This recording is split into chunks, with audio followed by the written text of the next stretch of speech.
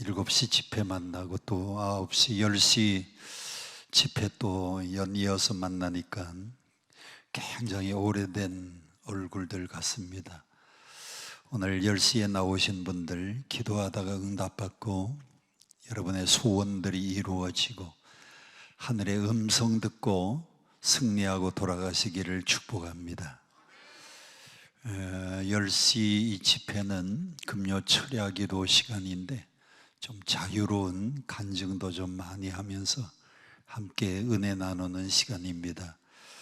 이 10시 집회도 귀한 예물 드린 손길 있습니다. 주님 성령 충만 주시옵소서. 김경희 집사님, 햇님, 정진, 순복음교회에 김경희 집사님 귀한 감사 예물 드리는데 성령 충만은 아무리 강조해도 지나치지 않는 것이 성령 충만입니다. 에베소서 5장 18절에 뭐라 그랬죠? 술 취하지 말라. 이는 방탕한 것이니 오직 성령의 충만함을 받으라. 성령 충만을 이야기할 때 에베소서 5장 18절에 그냥 성령 충만 받으라 그러면 제가 이야기를 안 하겠습니다. 그런데 그 앞에 뭐라고 되어 있어요? 술 취하지 말라. 거룩한 성령님을 이야기하면서 그 앞에 술 얘기를 제일 먼저 꺼내놨어요. 술 먹어봤어요? 술 취해봤어요? 술 몇 살 때 먹어봤어요? 몇 살 때 술 먹어봤어요? 저는 초등학교 4학년 때 술 먹어봤어요. 우리 아버님이 원래 장로님이셨는데 뒤늦게 신학 공부하고 목회가 시작됐는데 그때가 제가 초등학교 4학년 때인데 그전에는 전혀 우리 집에서 그런 광경을 못 봤습니다. 그런데 토요일 날 학교 갔다 왔더니 그 다음날 성만찬하기 위해서 노란 아주 예쁜 노란 금잔에 빨간 게 거기에 붓두막에 이렇게 쫙 담아놨어요. 난생 처음 보는 거니까 이게 뭔가 하고 한 잔을 먹었는데 달짝지근하고 맛있어요. 제가 술이 좀 받는 모양입니다. 그래서 한 잔을 먹었는데 맛은 있는데 너무 조금이에요. 그래서 그 옆에 있는 거 또 먹고 옆에 있는 거 또 먹고 옆에 있는 거 또 먹고 붓두막에 있는 거 다 먹었더니 천장이 빙글빙글 돌고 그리고 부엌바닥이 빙글빙글 돌기 시작했습니다. 그리고는 얼른 저쪽에 병이 있길래 따로 놀라 그랬는데 비틀비틀 그리고는 부엌바닥에 쓰러져서 잠이 들었어요. 제가 술 취해 보니까 첫째, 술 취하니까 내 몸을 내가 지배하는 것이 아니고 술이 나를 지배해요. 왜 에베소서 5장 18절에 술 취하지 말라 그리고 난 다음에 성령 충만함을 받으라고 했는가 하면 술 취함하고 성령 충만이 비슷해서 그래요. 술 취하니까 뭐의 지배를 받아요? 술 지배를 받는데 성령 충만하면 누구의 지배를 받아요? 성령님의 지배를 받아요. 그래서 우리 김경희 집사님 성령 충만은 성령의 지배를 받으면서 사는 생활입니다. 성령 충만해서 성령의 지배를 받으면서 사시기를 바랍니다. 두 번째는 우리 어머니가 거기에 쭉 따로 놓고 빵 사러 간 사이에 제가 학교 갔다 와서 그때 토요일 날이었는데 그때는 토요일 날도 학교를 갔습니다. 국민학교라고 부르던 시절에 빵 사가지고 왔더니 아들이 사고를 쳤잖아요. 큰 대자로 부엌에 누워있는데 저를 안고 안방에 가서 뉘는데 제가 이렇게 얘기하더랍니다. 저는 기억이 안 나는데 어머니가 말해요. 어머니 기분이 좋네요. 술 취하니까 기분이 좋아요. 성령 충만하면 기분이 좋습니다. 성경에 항상 기뻐하라, 쉬지 말고 기도하라, 범사에 감사하라. 어떻게 항상 기뻐할 수 있느냐? 무슨 충만하면? 성령 충만하면 성령의 9가지 열매 중에 사랑, 희락, 두 번째가 희락입니다. 기쁠 희 즐거울 락. 성령 충만하면 사랑 희락 화평 인내 자비 양선 충성 온유 절제. 그래서 성령의 열매가 기쁨이 있어서 여러분 성령 충만하면 늘 기뻐할 수 있어요. 나는 기뻐요, 항상 기뻐요, 주 예수 내 맘에. 여러분 성령 충만하면 기쁨이 옵니다. 우리 김경희 집사님 성령 충만해서 늘 기뻐하고 웃으면서 사시기를 바랍니다. 예수 믿어서 성령 충만하면 좀 희죽희죽 웃어야 돼요. 이 사람 보고도 희죽희죽 웃고 저 사람 보고도 희죽희죽 웃고 저 사람이 왜 이렇게 기뻐하면서 사는가. 그 안에 성령 충만하면 기쁨이 있어서 그래요. 세 번째, 제가 술 취해 보니까요, 술 취하니까 어떤 현상이 일어나느냐. 술 취하니까 술이 나를 지배하고 술 취하니까 내 마음에 기쁨이 넘치는데, 그 다음에 내가 하고 싶어도 내가 하고 싶은 대로 못했습니다.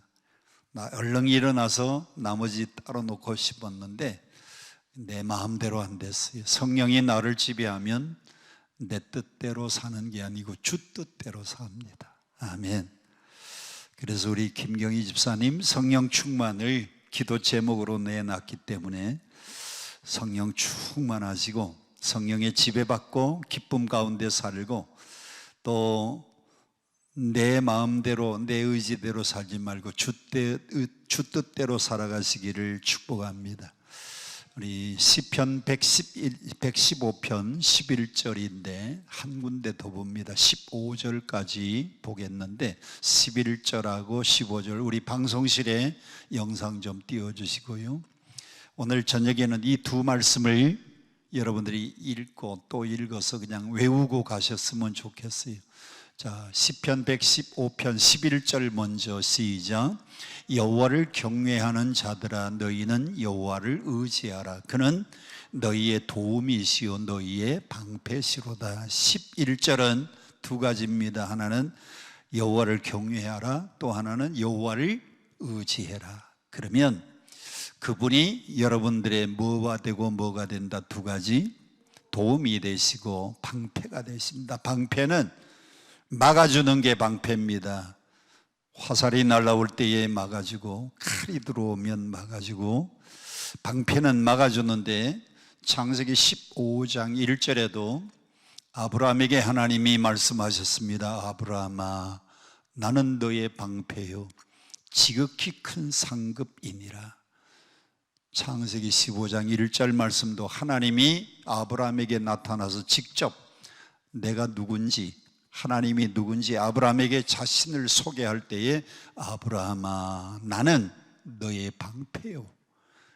방패는 막아주는 건데 질병이 올 때 막아주시고 시험이 올 때 막아주시고 전쟁이 올 때 막아주시고 어려운 역경이 올 때 막아주시고 아멘할 때까지 환난이 올 때 막아주시고 인생의 시험 풍파가 올 때 막아주시고 하나님이 우리의 방패가 되셔서 막아주는 축복이 있다. 첫째 경외하고 둘째 의지하면 우리의 방패가 되시고 또 하나 하나님이 우리의 도움이 되신다 그랬어요.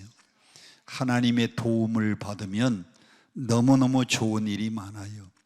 그래서 오늘 두 가지인데 여호와를 경외하라, 여호와를 의지해라. 그러면 그분은 여러분을 돕는 분이고 또 우리의 방패가 되어 주신다 그랬습니다. 자, 이번에는 시편 115편 15절 밑에 있는 성경 말씀 함께 봉독합니다. 시작.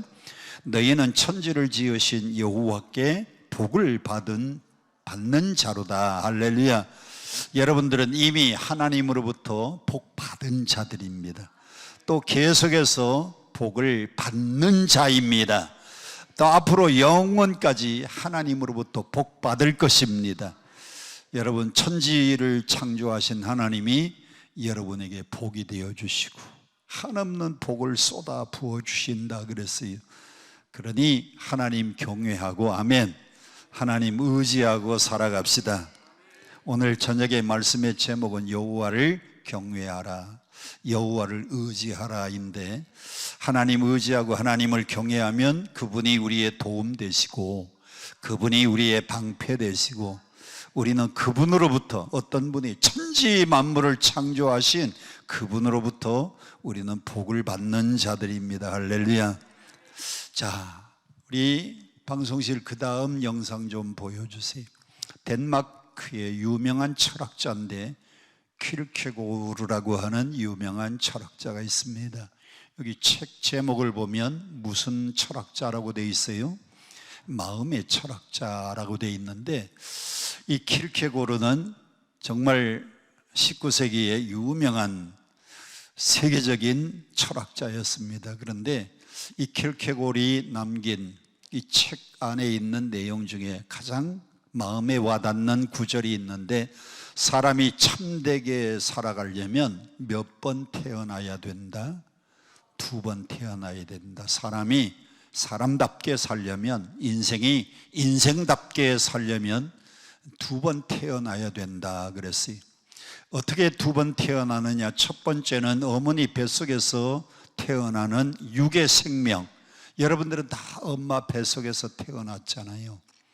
이 세상에 고아도 아버지가 있고 이 세상에 고아도 엄마가 있습니다. 그런데 우리 육신의 생명은 부모로부터 오는 겁니다. 그래서 그때의 첫 번째 태어난 사람은 육의 생명을 가지고 있는데, 그런데 인생을 참되게 살려면 2번 태어난다고 했는데, 그 2번째는 어떻게 태어나는 것이냐? 그리스도 안에서 다시 한번 태어나는 영적인 생명. 여러분, 철학을 깊이 연구해도 철학의 마지막의 결론이요, 사람은 2번 태어나야 된다. 그리스도 안에서 다시 태어나야 된다. 이 그리스도 안에서 다시 태어나는 것을 뭐라고 해요? 거듭난다.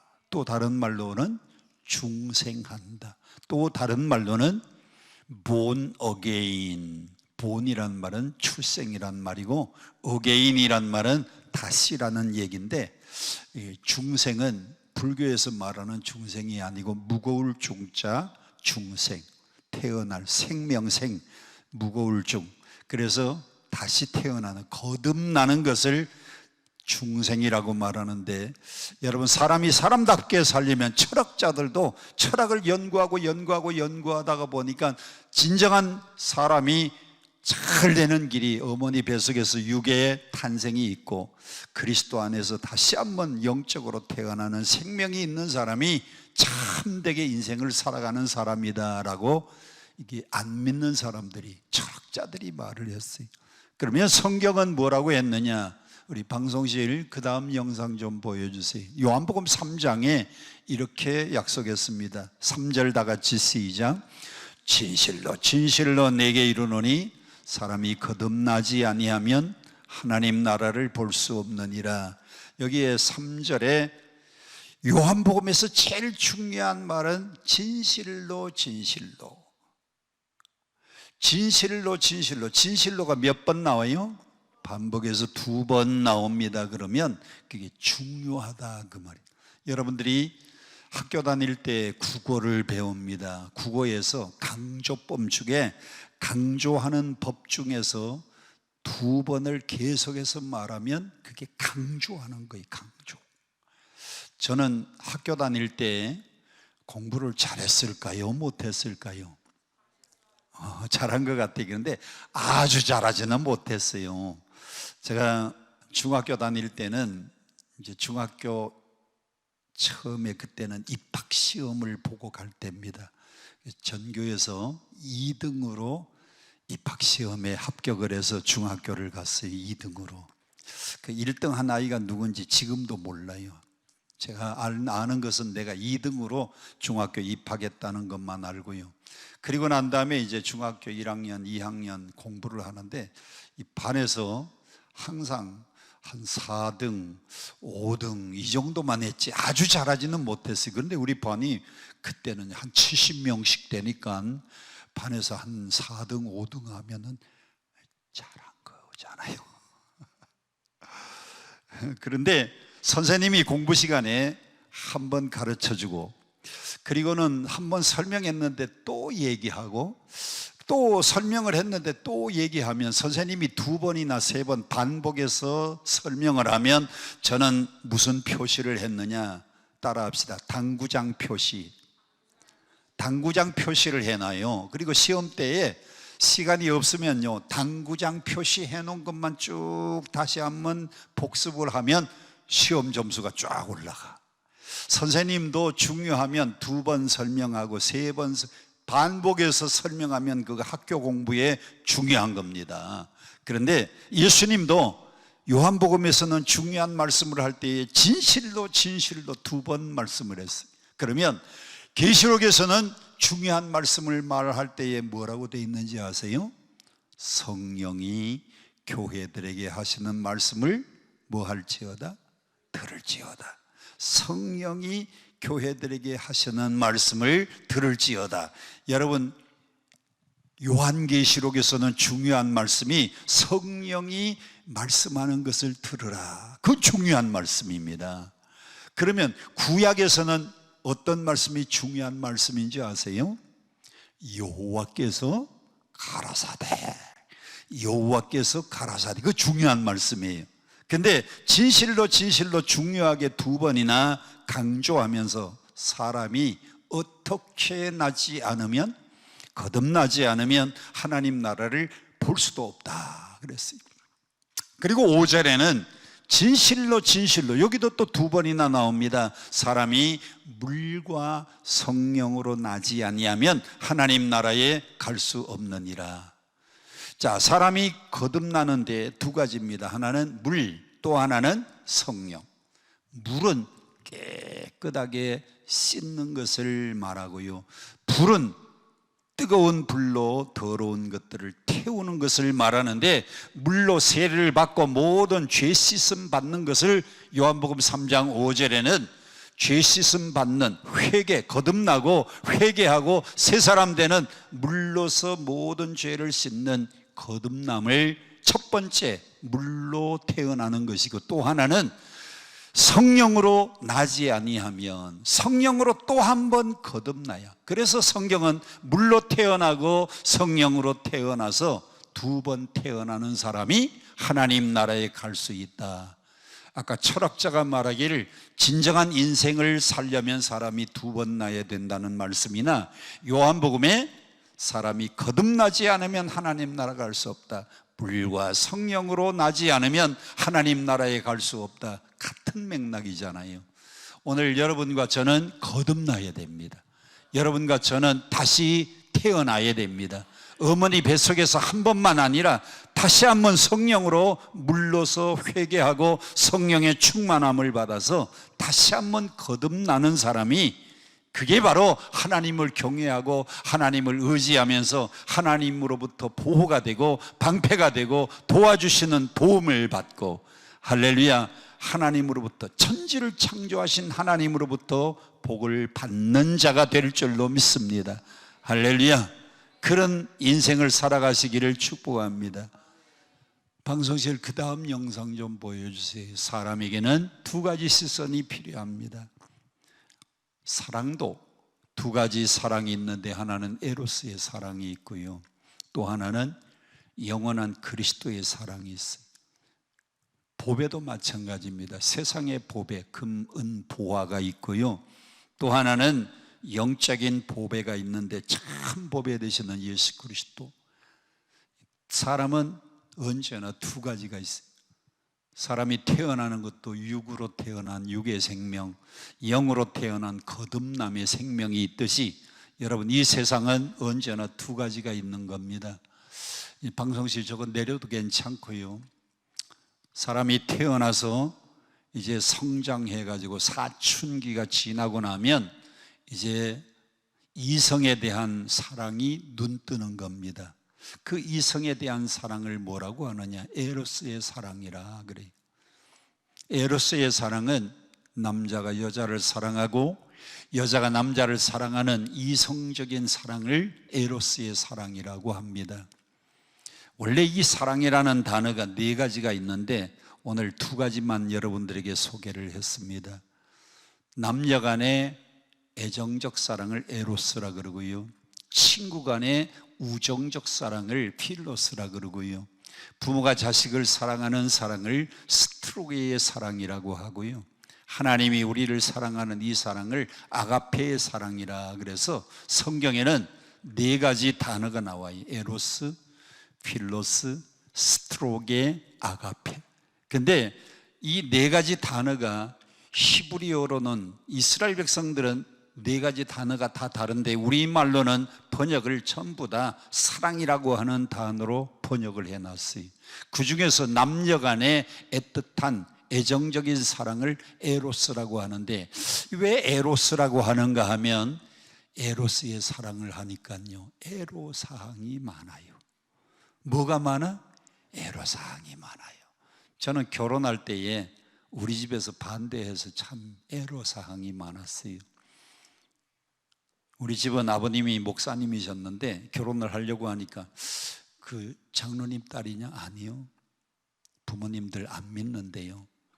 그래요? 그러면 혼자만 예수 믿냐? 예. 야, 목사님 집안에서 장로님 딸이나 권사님 집의 딸하고 결혼해야지 안 믿는 집의 딸하고 결혼하려고 한다고 애로사항이 많았어요. 반대를 해서. 우리 집만 반대했으면 괜찮은데 그 집은 아버지가 불교의 영향을 받았어요. 교회를 다녔는데, 개척교회를 다니다가 보니까 목사님한테 상처를 받아가지고, 그래서 교회를 안 나가고 그때부터 연세대학 뒷산에 봉원사라고 하는 절이 있는데 거기 절을 찾아다니면서요, 불교의 영향을 받아서 불교 절을 다니다 보니까 이 불교도 썩었다. 그래서 절에는 안 나가고 집에 목탁을 하나 사놓고요, 혼자, 그리고는 반야심경 같은 것을 혼자 외웁니다. 목탁도 들면서 마하반야심경 그러면서 혼자 그냥 불경을 외우면서 혼자 신앙생활을 하는데, 야, 남편 될 사람이 뭐 하는 사람인데 결혼하려고 하느냐. 제가 그때 인하공대를 졸업하고 신학대학을 다니고 있었어요. 그래서 신학대학을 다니는 사람입니다 그랬더니, 신학대학 졸업하면 뭐 하는 사람이냐. 예, 교회 전도사. 교회 전도사가 뭐냐고. 전도사가, 이 불교 집안에서는요, 기독교 전도사하고 결혼한다고 그 집에는 그 집대로 반대하고 우리 집은 우리 집대로 반대하고. 아이고, 애로사항이 얼마나 많은지. 여러분, 에로스의 사랑은 뭐가 많다? 애로사항이 많아요. 그것은 육적인 사랑입니다. 그렇게 불타는 사랑으로 사랑하는 것 같아도 인간의 사랑은 나이가 많아지고 환경이 달라지고 조건이 달라지면 하루아침에도 변해요. 그런데 영원히 변하지 않는 사랑이 있는데, 하나님이 우리를 사랑하는, 그래서 아들 예수 그리스도를 보낸 그 아가페의 사랑은 영원토록 변함이 없는 사랑입니다. 하나님이 우리를 사랑하는 이 사랑은 얼마나 넓고 큰지, 그래서 아주 크고 넓다 그래서 아가페라 그러잖아요. 애로사항이 많으니까 에로스라 그러고, 아주 큰 사랑이니까 아가페라고 합니다. 그 하나님의 사랑이 얼마나 크고 넓은지 찬송가에는 이렇게 소개했습니다. 하늘을 두루마리 삼고 바다를 먹물 삼아도 그 하나님의 사랑을 다 기록할 수가 없다. 하나님의 사랑이 얼마나 크고 넓은지, 여러분, 바닷물이 먹물이라고 하면, 하늘이 두루마리라고 하면 그 얼마나 많이 기록할 수 있습니까? 그런데 하나님의 사랑은 거기에도 다 기록을 할 수 없을 정도로 무궁무진한 하나님의 사랑. 그래서 에로스의 사랑에 비하면 하나님의 사랑은요, 크고 넓은 겁니다. 보배도 마찬가지입니다. 세상의 보배는 금, 은, 보화가 세상의 보배라고 말합니다. 그런데 세상의 보배가 금, 은, 보화 같아도요, 인생 살다가 보면 돈이 다가 아닌 걸 깨달아요. 권력이 다가 아닌 걸 깨닫습니다. 그러면 결국은 인생이요, 참 보배 되시는 예수 그리스도를 만나고 나면 그분이 나의 보배로구나, 그분이 정말 나에게는 귀중한 보배가 되시는구나, 그걸 깨달아야 그때부터 여러분의 영적인 삶이 시작되는 겁니다. 여러분 영적인 삶이 시작될 수 있도록 그리스도를 나의 보배로 삼고 살아가시기를 축복합니다. 방송실 그 다음 사진 좀 보여주세요. 우리 종교학 교수 신상원 교수인데 하루는 서울대학교 학생들에게 강의를 하다가 이렇게 질문을 합니다. 자네 고향이 어딘가? 예, 제 고향은요 정읍입니다. 아니 그 고향 말고 자네가 늙어서 가면 환영해 줄 수 있는 고향이 예, 제 고향이 정읍입니다. 정말 늙어서 그 고향에 가면 그 고향에서 자네를 반갑게 맞이할 건가?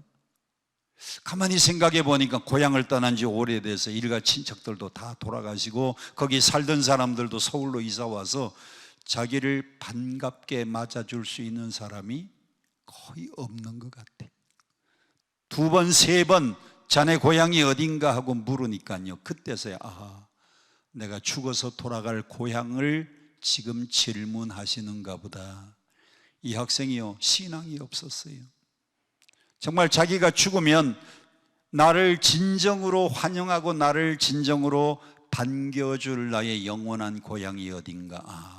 사람은 그 어딘가가 살다가 왔는데, 이분이 종교학 교수니까 그 어딘가가 우리가 살다가 왔는데 그리로 다시 돌아가는 것이 나의 영원한 고향인가 보다. 그래서 그 신상원 교수의 한마디 질문에 이 학생이 예수 믿고 구원을 받았대요. 할렐루야. 할렐루야. 사람이 하나님을 의지하고 하나님을 신뢰하고 하나님을 경외하고 사는 것이 하나님이 여러분을 도와주시는 방법이고요, 그것이 바로 나에게는 인생의 최고의 축복입니다. 그래서 정말 나의 보배 되시는 그분을 깨닫고 그 신앙 안에서 살아가는 사람이 복된 사람인 줄로 믿습니다. 지금 세계 경제를요 좌우하는 나라가 중국입니다. 물론 세계 경제의 1등은 미국이에요. 그리고 군사적으로도 제일 강국이 1등이 미국입니다. 그런데 지금 중국의 경제가 계속 성장하고 있어요. 다른 나라의 마이너스 성장, 우리나라도 마이너스 성장할 때 중국 경제가요 계속 발전하는 겁니다. 미국에서 반도체를 중국에서 만드는 기술을 전수 안 시키려고 그렇게 규제했는데도 이번에 중국에서는요 반도체를 만드는 기술을 개발한 것 같아요. 그리고 미국의 아이폰 시장, 한국의 삼성 시장을 능가하는 그런 신제품을 만들어서 어제 발표를 했어요. 중국이 갑자기 국력이 점점 올라가니까 중국의 신흥 부자들이 많이 생겼습니다. 중국의 신흥 부자들이요 정말 돈이 많아요. 한국에서는 그 사람들이 오면은 뭐라고 불러요? 요커라고 불러요. 요커. 중국의 부자들이 한국에 오면 한국의 화장품을요 그냥 싹쓸이 하는 겁니다. 싹쓸이. 한국 화장품 좋다고 한국의 그 화장품 이렇게 선전하고, 한국의 이 여자들이 피부가 또 기가 막히잖아요. 한국 여자들 피부가 굉장히 좋아요. 매끈매끈하고 아주 티가 없고, 또 예쁜 사람들만 뽑아가지고 그냥 그 중에서도요 김영애가 아주 좋은 탤런트를 또 모델로 해가지고 그냥 싹 화장해가지고 그냥 촬영을 또 얼마나 잘했는지, 그거 보면 중국의 신흥 강국, 신흥 그 부자들이 한국에 오면요 그냥 화장품을 싹쓸이 해가는 겁니다. 우리 방송실 한번 좀 올려주세요. 그 다음 영상을 보면 이 중국의 신흥 부자들이요 한국에 오면 좋다는 거 다 사가지고 가고요, 미술품 수십억에 사가지고 집에다가 장식합니다. 시계, 롤렉스 시계에 얼마짜리를 사가지고 가느냐, 6억 9천만 원짜리 시계가 있대요. 아니 롤렉스 시계가 비싼 줄 아는데 무슨 6억 9천만 원이나 되는가 했더니 그 옆에 돌아가면서 보석이 박혀가지고 그렇게 비싸답니다. 마시는 보이차를요 1억짜리를 사가지고 보이차를 마신대요. 사양 고양이가 만드는 커피를 루악 커피라고 그럽니다. 커피가 우리나라에 제주도 가면 감귤나무 있잖아요. 제주도 감귤나무 보셨어요? 제주도도 안 가본 사람들한테 감귤나무를 설명을 하려니까, 제주도에 가면 감귤나무가 사람 키만큼 그렇게 키우는 겁니다. 왜냐하면 따기 좋고 관리하기 좋게 키가 큰 나무로 키우는 게 아니고, 위에는 잘라주고 사람 키 조금 이렇게 손 뻗어 가지고 딸 수 있을 만큼. 그런데 이 커피 나무도 사람 눈높이에서 이렇게 손 뻗으면 될 정도로 그 정도 나무를 키워요. 근데 이 커피가 처음에는 파란 색깔이다가 나중에 익어가면은 빨갛게 익어갑니다. 커피의 그 나무의 열매가. 그러면 그걸 이제 따가지고 말려서, 그래서 볶는 것을 로스팅한다 그러고 볶아서, 그 다음에 그것을 분쇄해 가지고, 그리고 뜨거운 물로 이렇게 내리면 그게 커피가 되는데, 그 커피 나무에 열매가 달렸는데, 우리나라에 그저 앵두 크기만하게 콩알이 이렇게 커피 콩이 달리는 겁니다. 그런데 사람이 잘 익은 것을 이렇게 따면, 사람이 딴 것보다도 더 잘 익은 것만 따는 동물이 있는데, 그게 사양 고양이입니다. 이 사양 고양이를 커피 농장에서 그냥 우리나라의 고양이 키우듯이 그냥 키우면, 이 고양이가 커피 나무에 올라가서 그걸 잘 익은 것만 따먹어요. 잘 익은 것만 따먹는데 문제는 소화가 안 됩니다. 소화가 안 돼가지고 뱃속에서 통과해가지고 변으로 나오는데, 그 변 중에서요 커피를 싹 소화가 안 되니까 그대로 먹고 나오는데, 커피 중에서 제일 맛있게 잘 익은 것만 이놈이 따서 먹고 싹 나오는데, 그걸 씻어가지고 모아가지고 그것을 로스팅해서 커피를 내리면 그 커피 한 잔이요 5만 원까지 가요. 이게 진짜인지 아닌지 제가 워커힐 호텔에 가서 루악 커피를 한번 시켜봤더니, 워커힐에서는 루악 커피 한 잔에 10만 원을 받더라고요. 10만 원. 여러분, 이런 커피 한 잔 5만 원짜리 10만 원짜리를 사서 먹고, 그리고 보드카 한 병에 1억짜리가 되고, 홍콩에 가면 홍콩의 제일 좋은 호텔에 스위트룸이 있는데, 그 방은 얼마를 들여서 장식을 했는가 하면 48억 들여가지고 장식을 했는데, 침대는 금으로 만든 금침대, 테이블은 금으로 만든 금테이블, 그리고 세수하는 세면기도 금으로 만들어서 금세면기, 그리고 화장실도 금변기를 가지고 만들었는데, 하루에 숙박비가 얼마냐? 하루에 숙박비가 25,000달러래요. 여기다가 요즘 1,300원 정도 될 텐데 곱하기 1,300 해보세요. 하룻밤 자는데도 어마어마한 경비. 그러면 이렇게 금 침대, 금 테이블, 금 세면기, 금 화장실에서 사용하면서 하룻밤을 자면 잠이 잘 오고 행복합니까? 성경은 뭐라고 말씀을 했어요? 여호와를 경외하라, 하나님을 의지하라. 그 사람이 복을 받은 사람이다. 그 사람이 하나님께로부터 복 받는 자들이라고 했습니다. 여러분, 잠은요 그렇게 금침대에서 잔다고 사람이 잠이 잘 오는 게 아니고, 다 같이 한번 따라합시다. 여호와께서 사랑하는 자에게 잠을 주시는도다. 하나님이 주시는 꿀잠을 자는 사람이 행복한 사람이지, 금침대에서 잠잔다고요 행복한 사람이 아니에요. 잠 잘 온 건 아닙니다. 미국에서 제일 부자 동네가 베버리 힐스라고 하는 동네입니다. 캘리포니아에 가면 로스앤젤레스가 있어요. 로스앤젤레스에서 조금 더 올라가면 오렌지 카운티가 있고요. 오렌지 카운티 조금 더 올라가면 베버리 힐스라고 하는 동네가 있는데, 미국에서 제일 부자들이 사는 좋은 집들이 몰려있는 부자 동네입니다. 자, 그림 한번 보겠습니다. 베버리 힐스에 들어가는 입구에 이렇게 망해가지고 베버리 힐스 동네 입구 표시고요. 그 다음에 그 중에서 제일 비싼 집 저기 보세요. 저 집에 베버리 힐스 글 밑에 있는 거기는 그 집에 수영장이 2개예요. 수영장. 집 안에 수영장이 2개고요. 그 다음에 이쪽에 있는 그 집 방이 몇 개인가 하면 방이 30개입니다. 30개. 하룻밤에 방 하나에 하룻밤 자고 그 다음날 2번째 방 자고 그 다음날 3번째 방 자면 30개를 한 바퀴 돌면 한 달 지나가요. 이렇게 큰 저택, 저 집이 한국 돈으로 얼마가 되느냐 계산을 해봤더니 1600억 원입니다.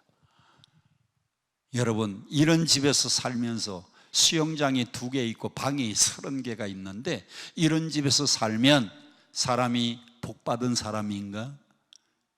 좋은 집에서 살 수는 있지만은요, 행복은 하나님 주시는 것이고, 여러분, 금침대에서 잠을 잘 수는 있지만은 잠은 하나님이 주시는 것이고, 여러분, 돈 가지고 좋은 약을 살 수 있지만은 건강은 하나님이 지켜주시고 하나님이 도와주시는 게 건강입니다. 여러분들이 좋은 옷을 입고 살 수는 있지만은 정말 마음에 행복한 것은요, 하나님이 주시는 복이 있을 때에 그 사람이 행복한 사람입니다. 그래서 저는 한 사람을 좀 소개하고 싶어요. 우리 방송실 그 다음 사진 좀 보여주세요.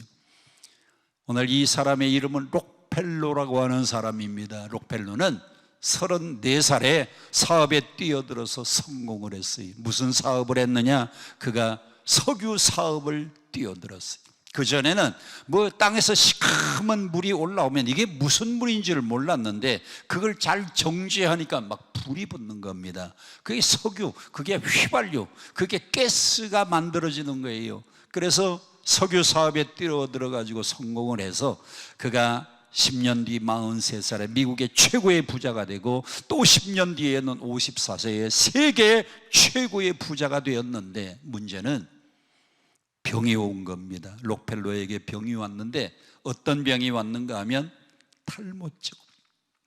여러분, 탈모 아세요? 아침에 일어나서 머리를 감으면 머리카락이 그냥 쫙. 사람이 나이가 많아지니까요, 머리카락이 빠지는 게 뭔지. 저도 옛날에는요, 여기까지 머리가 있었어요. 저도 나이가 많아지니까 자꾸 빠져서 올라가고 주를 앙모하는 자 올라가 자꾸 올라가요. 세계 최고의 부자가요, 탈모증이 왔습니다. 그리고는 우울증이 왔습니다. 그리고는 잠이 오지 않는 불면증에 시달려 온갖 약을 다 써보고 병원에 가서 다 치료를 해봤는데 낫질 않아요. 그래서 병원에 갔더니 정확한 검진을 해보더니 당신은 탈모증에 우울증이 왔는데 그것이 불면증하고 같이 합병이 되어가지고 앞으로 3개월밖에 못 산다. 아니, 세계 최고의 부자인데, 여러분, 한때는 석유왕 록펠로가 세계 최고의 부자였고요, 그 다음에 강철왕 카네기가 한때 세계 최고의 부자였습니다. 미국의 서부 개척할 때에 철로를 계속 놓는데 강철, 철 가지고 기차 만들고 철 가지고 철로를 놓아야 되니까 그때는 카네기가 최고의 부자였어요. 여러분, 카네기가 만든 홀이 카네기 홀이잖아요. 카네기 홀에서는 세계적인 음악가들이 한번 연주하는 것이 영광으로 생각하는 겁니다. 누가 만들었어요? 카네기가 만들었어요. 근데 세계 최고의 부자 이 록펠로가 돈 많으면 뭐합니까? 앞으로 몇 개월밖에 못 산다고요?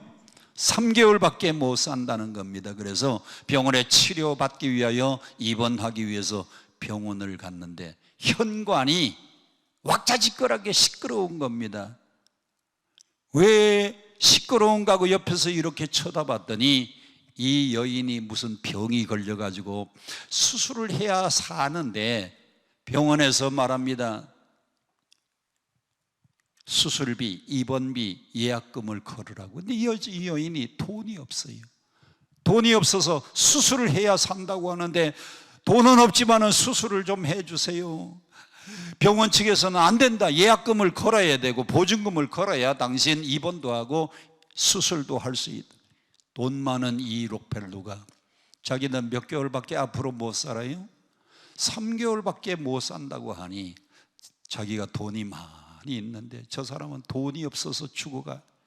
그래서 비서를 불렀습니다. 여보게, 저 병원 사무실에 저 여자의 입원비, 수술비가 얼마인지 알아보고 이름을 밝히지 말고 가서 지불해 주라. 그래서 비서가 가서 병원 원무과에 가가지고 입원비, 수술비를 입금시켜 주었습니다. 그걸 돕고 나니까요, 마음이 뿌듯하고 마음속에 기쁨이 쭉, 3개월밖에 앞으로 못 산다는 우울증, 불면증이요, 언제부터인가 마음이 뿌듯해지고 마음에 그냥 기쁨이 자꾸 샘솟듯이 기쁨이 넘치는 겁니다. 3개월이 지났습니다. 3개월이 지났는데 안 죽고 살아있는 거예요. 그때부터 이 록펠러가요, 남을 도와주기 시작하는 겁니다. 자기가 가지고 있는 이 돈 가지고 남을 돕기 시작하는데, 얼마나 남을 도우면 도울수록 마음에 기쁨이 오고 마음속에 모든 불안은 다 사라지고 평안이 오고 우울한 감정은 다 사라지고 마음속에 기쁨이 솟는지, 기쁨이 정말 샘솟듯이 솟는 거예요. 그래서 3개월밖에 못 산다고 했는데 1년 지났는데 안 죽어요. 2년 지났는데 안 죽어요. 54세에 병이 걸렸는데 10년 지나서 64세가 되었는데 안 죽고, 74세가 되었는데 아멘 할 때까지 83세가 되었는데도 안 죽고, 90세가 넘어가지고요 오래오래 살았어요. 그리고는 이 록펠러가 누가복음에 인자는 섬김을 받으러 온 것이 아니라 남을 섬기기 위해서 왔다. 누가복음 10장 45절 말씀이 큰 감동을 받고 뒤늦게 예수를 영접하고 남을 도와주는 것, 남을 위해서 섬기는 일이 이렇게 기쁜 거로구나. 돈 벌 때에 세계의 최고의 부자가 되었을 때 행복한 게 아니고, 남을 도와주고 다른 사람들에게 아무도 몰래 자기 이름을 밝히지 않고 병원비가 없는 그 여인을 위해서 병원비 지불해주고 남을 도와주면서요, 이름 없이 남을 돕다가 보니까 자기 병도 치료받고 남도 살리는 놀라운 축복이 있었습니다. 여러분, 우리 인생이 언제 행복한 겁니까? 하나님을 알고 예수님이 사신 것처럼 인자는 섬김을 받으려 함이 아니라 섬기러 왔고, 많은 사람의 대속물로 내어주기 위해서 왔다고 했는데, 우리 예수님처럼 여러분 많은 사람을 섬기고 살아가시기를 축복합니다. 그 인생이 복받은 인생이에요. 방송실 그 다음 사진 좀 보여주세요. 세계적인 유명한 음악가 베토벤은 아버지가 음악가였는데 아버지가 아주 술주정뱅이였어요. 술주정뱅이. 그런데 아버지는 이 아들이 음악가로서 성공하기를 바랬습니다. 그래서 3살 때 피아노에 앉혀놓고 너 피아노에서 떠나면 안 돼. 4살 때 너 피아노에서 떠나면 안 돼. 만일 베토벤이 음악을 좋아하지 않았다면요, 아버지가 엄격해가지고 피아노를 떠나지 못하게 3살 때부터 4살 때부터 그냥 피아노에 붙어 있으라 그러는데, 다행스럽게도 베토벤은요 음악을 좋아해서 거기서 3살 때 4살 때 피아노를 열심히 쳤습니다. 피아노를 열심히 쳐가지고 5살 때는요 피아노를 연주하게 됐어요. 우리 아들이 5살인데 피아노 연주회를 하게 되었다고 아버지가 좋아합니다. 그리고 너는 이것을 통해 가지고 넌 돈을 벌어야 된다. 그래서 10살 넘으면서 15살 때는요 집안의 모든 책임을 감당할 정도로 다른 사람을 피아노 레슨 시키는 선생님으로 살게 되었습니다. 15살 때. 그리고는 이 베토벤은요 누구를 만났느냐, 18살 때에 32살 모차르트를 만나면서 큰 영향을 받았는데, 이 모차르트가 베토벤을 딱 한눈에 보고 즉흥적으로 피아노를 연주하는 광경을 보고 장차 이 아이는 주목할 만한 아이다. 그런데 그렇게 승승장구했던 이 베토벤이요 말년에는 귀가 들리지 않는 겁니다. 음악가에게 귀가 청력이 사라지고 귀가 안 들리는 귀머리가 되는 것은 치명적인, 귀가 안 들려요. 작곡을 해서 악보를 넘겨주면 오케스트라가 그걸 연주를 쫙 해야 되는데, 여러분 영웅 같은, 운명 같은 짜자자잔 짜자자잔 짜라잔 짜라잔 이런 소리가 들려야 되는데 아무것도 안 들려요. 그래서 감각으로 듣고 영성으로 듣기 시작하는데, 귀가 안 들리면서부터 그가 사람이 아무리 재능이 많아도 훌륭한 선생님 모차르트를 만났어도 좋은 재능으로 수많은 연주회를 하고 작곡을 했어도 아무 소용이 없구나. 귀가 먹고 난 다음에 그가 하나님을 진정으로 만났습니다. 하나님을 만나고 난 다음에 그가 작곡한 것이 1823년 장엄미사곡을 작곡을 했어요. 하나님을 만나고 새로운 세계를 발견한 겁니다. 저희 교회도 성가대가 아주 수준이 높아요. 크리스마스 때나 부활절 때 장엄미사곡을 전곡을 음악 예배로 연주한 적이 있는데 대단합니다. 언제? 귀가 먹었을 때. 성악가가, 음악가가, 작곡가가 귀에 음악이 안 들리는 그때에 하나님을 만난 겁니다. 사람의 힘으로는 감당할 수 없는 영역이 있는 걸 알았는데, 베토벤이요, 귀가 안 들리고 난 다음에 더 유명한 곡을 작곡했는데 그 두 곡이, 하나는 장엄미사곡이고 또 하나는요 9번 합창입니다. 베토벤 9번 합창. 교향곡들은 거의 다 악기로만 되어 있는데 베토벤의 9번 합창 교향곡은요, 우리 찬송가에도 있잖아요. 기뻐하며 경배하세 영광의 주 하나. 이게 독일어로 되어 있는데 프라이데 기쁨, 조이풀.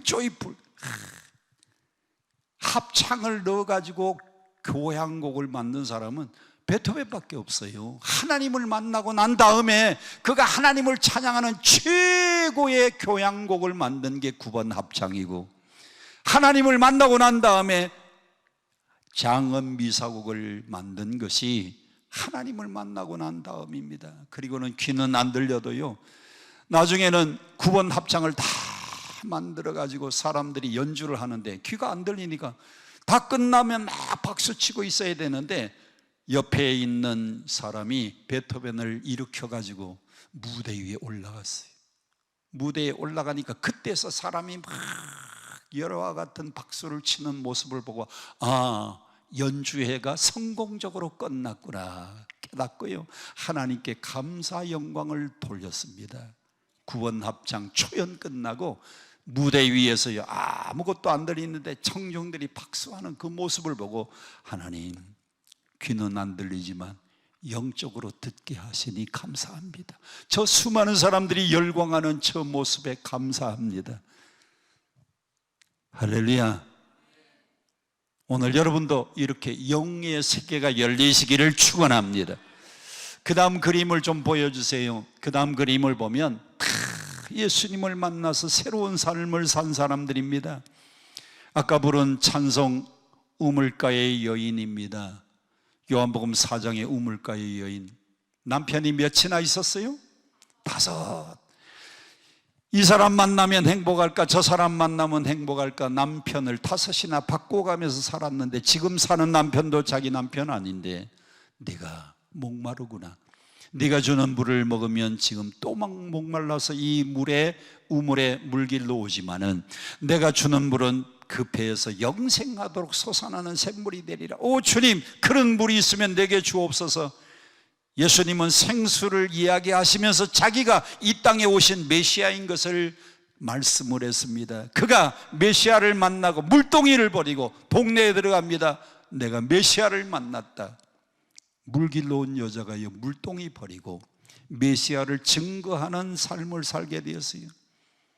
헛된 것 구하던 여인이 참된 생수 예수를 만난 겁니다. 고기 잡는 어부 베드로가 갈릴리 해변에서 예수님 만나서 그 인생이 달라졌잖아요. 이건 아까 7시에 말씀드렸고요.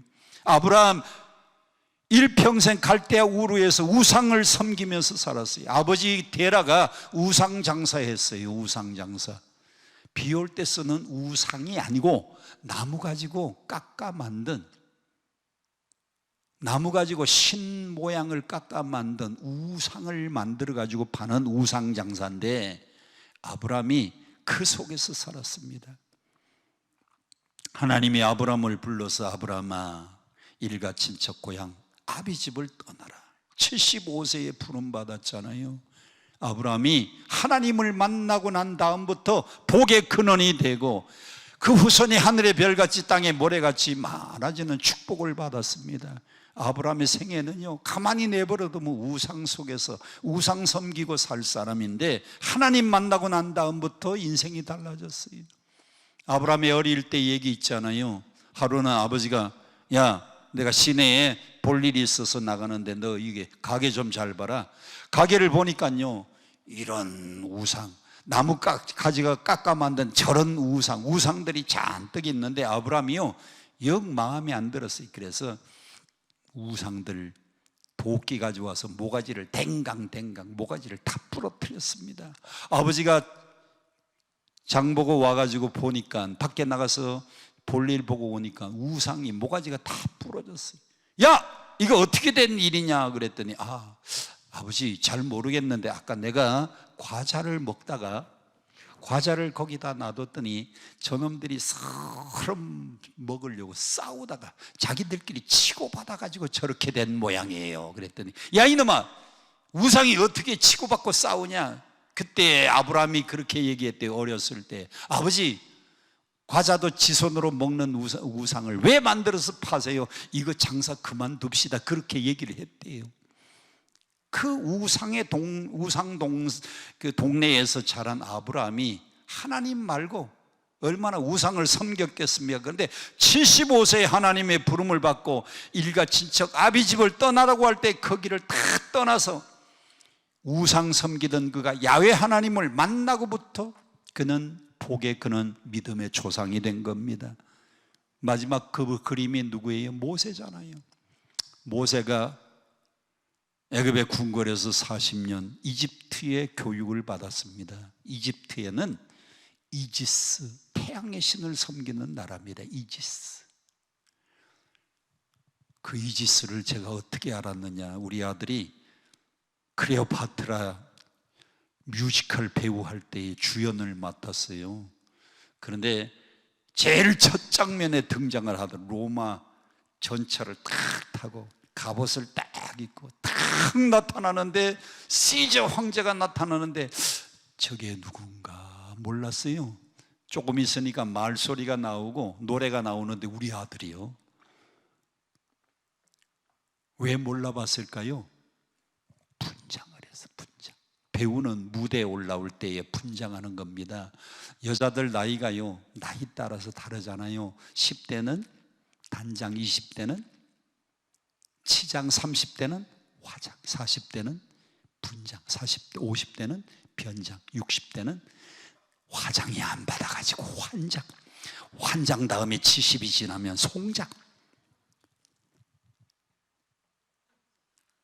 모세가 애굽의 궁궐에서 40년 동안 왕자로서 살았습니다. 그러다가 사람 때려 죽이고 미디안 광야에서 호렙산 기슭에서 제사장 이드로의 양머리를 치다가 호렙산 떨기에서 불꽃 가운데 하나님을 만났어요. 모세야 모세야, 네가 선 땅은 거룩한 땅이니 내 발에서 신을 벗어라. 떨기나무에 불은 붙었는데 나무는 타지 않으니까 그 가운데서 하나님을 만나고 모세는 새로운 인생을 살았습니다.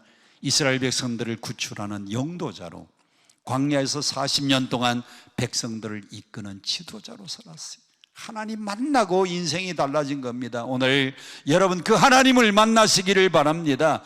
하나님을 경외하고 하나님을 의지하는 자가 복받는 자예요. 하나님 의지하고 하나님 경외하기를 축원합니다. 그 다음 사진 좀 보여주세요. 우리가 잘 아는 알렉산더 프레밍이라고 하는 사람입니다. 세계 1차 대전 이후에 세균이 사람 몸에 들어오면 사람들이 그 세균 때문에 죽어가는 겁니다. 사람의 몸속에 있는 이 흰 핏돌이 세균하고 싸워가지고, 그래서 죽은 시체가 뭐냐, 누런 고름인데, 그때만 해도요 전쟁 이후에 수많은 사람들이 세균 때문에 감염되어서 죽어가는 겁니다. 그가 실험실에서 열심히 균을 연구하고 있었어요. 그런데 퇴근할 때는 뚜껑을 닫아놔야 되는데 뚜껑을 모르고 깜빡 열어놓고 일주일 휴가를 갔다 왔더니 거기에 세균을 지금 배양하고 있는 거기에 다른 데는 다 세균이 득실거리는데 병 하나가, 뚜껑을 열어놓은 병 하나가 파란 곰팡이가 핀 거예요. 그 파란 곰팡이가 핀 데를 현미경으로 들여다보니까 푸른 곰팡이는 있는데 그 안에 세균들은 하나도 없는 겁니다. 아, 이 푸른 곰팡이가 세균을 잡아먹어서 세균을 못 살게 하는 거로구나 발견을 했어요. 실수로 뚜껑을 열어놓은 것이 위대한 발명이 되어서 그 푸른 곰팡이 안에서 추출한 것이 뭐냐? 페니실린이 되고, 그가 1928년 9월 3일 날 페니실린을 처음 발견했는데 사람들에게 인정을 못 받았습니다. 그 후에 1942년 8월에 대량 생산이 되면서 사람들에게 임상 실험을 해가지고 지금도 이 페니실린 덕분에 사람들이 죽지 않고 살게 되었어요. 그리고 그는 노벨 의학상을 받게 된 겁니다. 할렐루야. 그런데 사람들이 물어봅니다. 알렉산더 프레밍 선생님, 당신 인생 가운데 최고의 발견이 뭡니까? 그랬더니 그의 대답입니다. 내 인생의 최고의 발명은 페니실린이 아니고 내 인생의 최고의 발견은 예수 그리스도를 발견한 것입니다. 여러분, 예수님을 만난 것이요, 노벨 의학상을 받은 것보다, 페니실린을 발견한 것보다 더 큰 발견이라는 겁니다. 자기 생애 가운데 예수님을 만나고 예수님을 발견한 것이 세상에 노벨상을 받은 페니실린 발견보다 더 위대한 발견. 자기는 예수님 때문에 인생이 바뀌었고 예수님 때문에 자기의 인생이 달라졌다고, 자기 인생의 최고의 발견은 예수 그리스도라고 기자들이 묻는 질문에 그렇게 답변했어요. 오늘 여러분의 인생에 가장 귀한 보배가 예수님이십니까? 여러분의 인생 가운데 제일 위대한 발견이 예수님을 발견한 겁니까? 프레밍 같이 여러분도 예수님 발견하는 놀라운 축복이 있기를 바랍니다. 그 다음 영상 좀 보여주세요. 우리나라의 이희돈 씨, 세계무역센터 협회의 총재입니다. 얼마 전에 돌아가셨는데 1959년생이니까 저보다 아주 10살 미친데 일찍 죽었어요. 그런데 이분의 아버지가 유학을 가려고, 이제 아들이 이희돈 씨가 유학 가려고, 아버지 미국 가서 공부하고 있습니다. 미국 마드리드 국립대학을 가서 박사학위 받았잖아요. 유학 떠나는 날 아버지가 봉투 하나를 주는 겁니다. 야, 아버지가 유학 떠나는 날 봉투를 줬으니까 뭐가 들었겠어요? 돈이 들었을 것 같으죠. 그래서 이제 여기다가 안주머니에 탁 넣고 비행기를 타고, 아버지가 유학 가면서 나에게 준 봉투니까 뭔가 있겠지 하고 이제 딱 열어봤어요. 딱 열어보니까 아무것도 없고 편지 한 장이 있어요. 어휴, 수표가 떨어졌나 하고, 비행기 밑바닥에 혹시 수표가 떨어졌나 하고 다 둘러봤더니요, 아무것도 없는 겁니다. 그냥 편지 한 장만 있는 거예요. 그 편지 한 장을 이분이 읽어봤습니다. 그랬더니 아까 그 영상 밑에 파란 글씨 한번 보겠습니다. 영상에 파란 글씨만 시작. 너의 조상 하나님이 너를 인도할 것이다. 아무도 알지 못하는 미국에 지금 처음으로 가서 유학 공부를 떠나는데 아버지가 돈을 준 게 아니고 그 봉투 안에 적혀 있는 글은 너의 조상 되시는 하나님이 이제부터 너를 인도할 거다. 그가 미국 유학 가가지고 마드리드 국립대학에서 공부하면서요, 힘들고 어려운 순간순간마다 누가 도와주셨느냐, 누가 인도해 주셨느냐, 하나님이 도와주셔서 마침내 박사학위를 받고 2002년도에 세계무역센터 협회의 부총재가 되고, 나중에는 그분이요 세계무역센터 협회의 총재가 되었어요. 우리나라 사람으로 최고의 경영자로서 세계 인정을 받는 인물이 되었습니다. 누가 도와주셔서? 하나님이. 한 사람 더 간증을 여러분들에게 하겠습니다. 그 다음 영상 좀 보여주세요. CTS 지금 사장님이 아니고 얼마 전에 사장하셨던 황영일 장로님입니다. 부모님이 탄광 사업을 해서 돈이 많았는데 이 아버지가 교회 건축하는데 돈 쓰고요, 고아원 사업을 하는 겁니다. 고아원 사업을 하면서 자녀가 8남매인데 그 자녀들을 다 고아들, 자기가 경영하는 고아원의 아이들하고 똑같이 생활을 시키는 겁니다. 제일 첫째 아이는 이삭의 방, 고아원 아이들이 잠자는 이삭방에다 첫째를 넣고, 둘째 아이는 야곱 방에다가, 고아원 아이들이 잠자는 그 방에다가 둘째 아이를 넣고, 셋째는 한나의 방에 딸은요 거기다가 넣고, 8남매를 전부 다 똑같이 고아들처럼 똑같이 키웠어요. 그리고 난 다음에 아버지가 이제 돌아가시기 전에 8남매를 다 불렀습니다. 얘들아, 내가 이제 유산을 물려줄 텐데 다들 모여라. 8남매가 다 모였어요. 아버지가 돌아가시기 전에 봉투 하나씩을 주는 겁니다.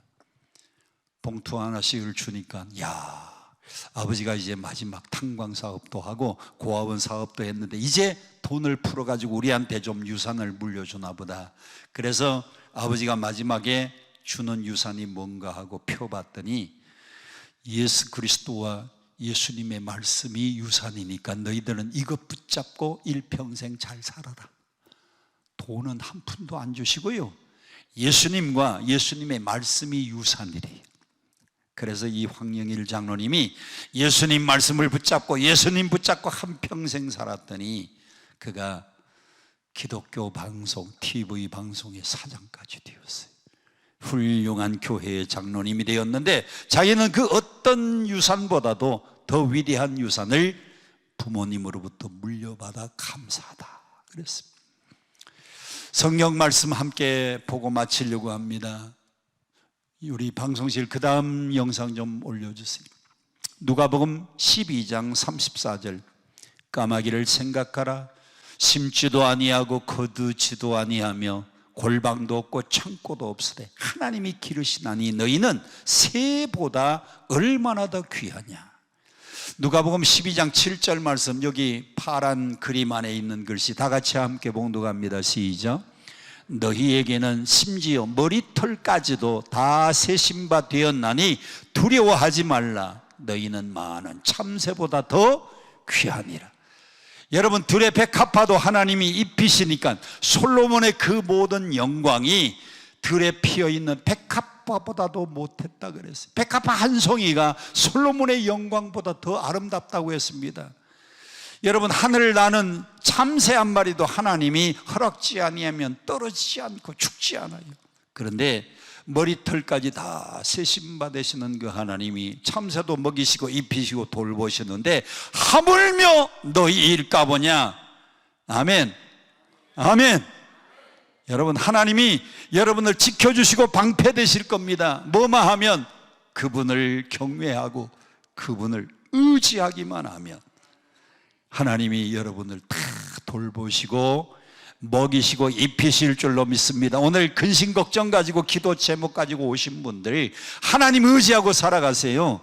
그분이 돌봐주실 겁니다. 참새보다 더 귀한데 왜 팽개치겠습니까?